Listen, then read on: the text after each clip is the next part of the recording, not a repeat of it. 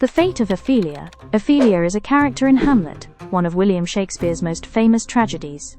The story takes place in the court of Denmark, where Prince Hamlet seeks to avenge his father's murder.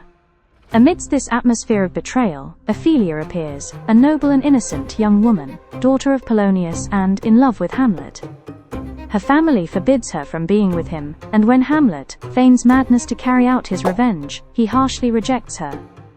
After Hamlet mistakenly kills Ophelia's father, she sinks into despair, loses her mind, sings nonsense, and hands out flowers, with symbolic meanings.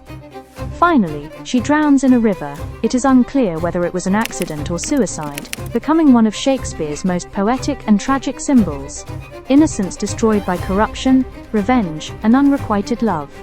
In the song, Taylor combines Shakespeare's narrative of Ophelia's legend and what happened to her, with a more modern concept of escaping that fate through true love. But what details does this song hide?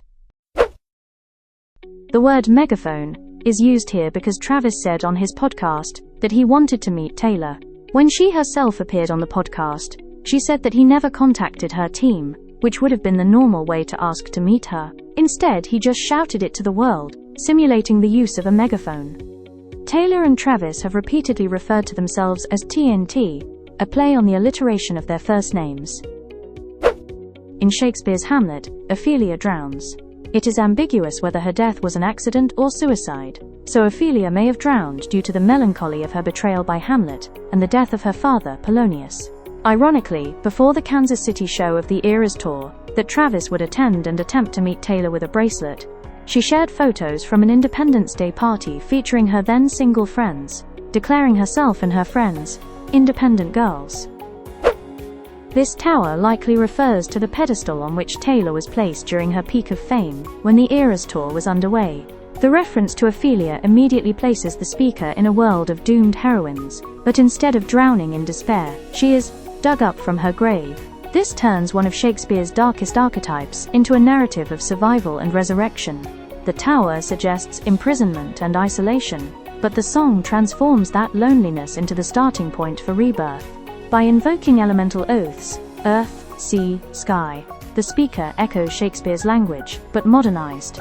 In Shakespeare's play, the relationship between Hamlet and Ophelia ends, leading her into a spiral of instability that ends in her death, a comparison that the singer seems to draw with her own love life.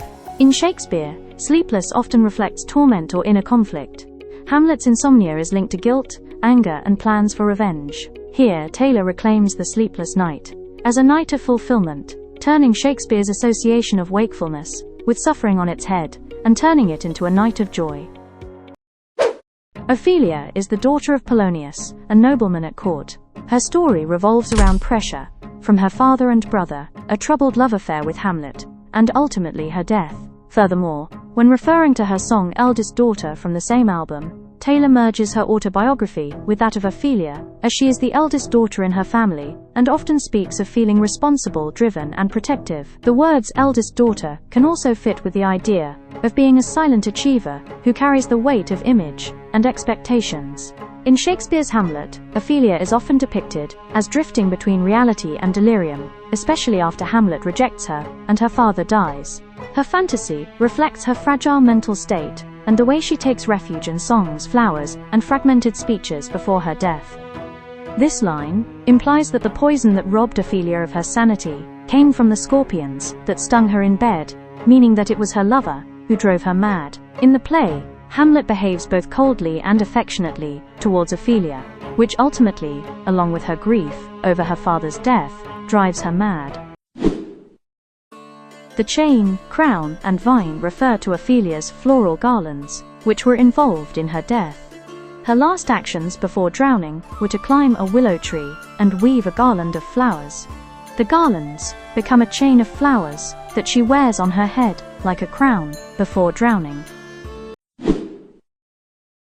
This phrase is an almost direct quote from Hamlet.